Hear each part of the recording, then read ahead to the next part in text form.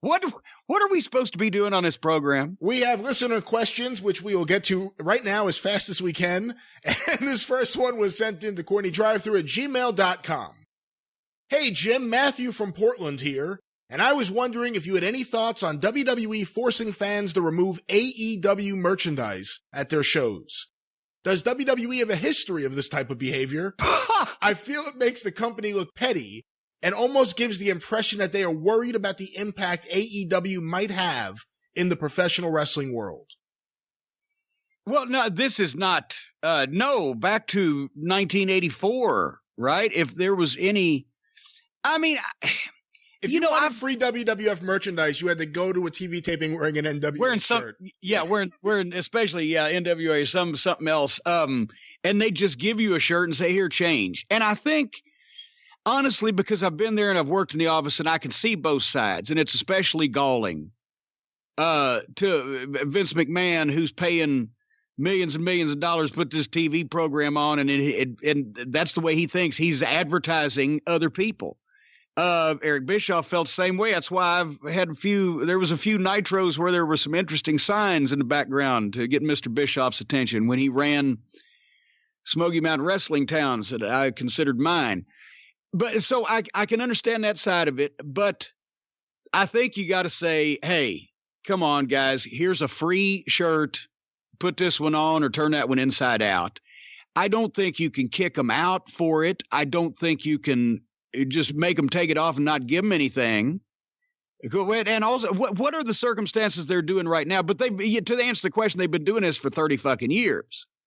And it's not like it's new, so it's not just all. And it was they did it with ECW stuff too or if they were in a friendly point with Paul for a little while there.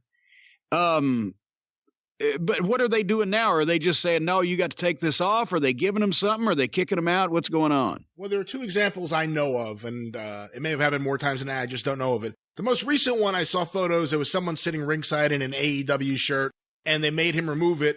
What I thought was interesting was he was wearing a T-shirt under his T-shirt. So it was almost as if he expected it to happen at any point. And the other example I know of was the day they did the AEW press conference.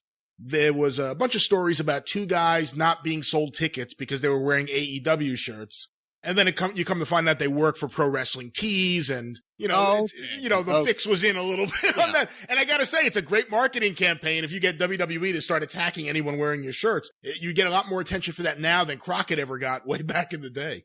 Well, and also, to be quite honest, if they work for Pro Wrestling Tees and they've come from the rally and they've spotted them, they know who they are, to know that much, then they probably don't want to sell them tickets, because who knows what else they were coming there to do or try to perpetrate or whatever. Yeah, I can see that. Was there any shirt that someone could wear to a Smoky Mountain show that would have caused you to blow your top from backstage?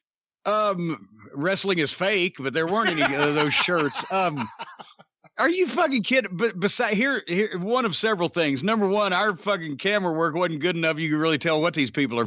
Number two, we didn't focus on the crowd that much, but every once in a while you'd see a wrestling shirt, but it wasn't a big deal in those days in them there hills to wear wrestling shirts of any kind. I don't remember seeing in the Coliseum in Knoxville. I don't remember seeing a ton of people wearing WWF T-shirts. And WCW wasn't selling anything in those years. So it just wasn't a thing back then. We probably more Rock and Roll Express and Tracy Smothers T-shirts because those were the baby faces selling them.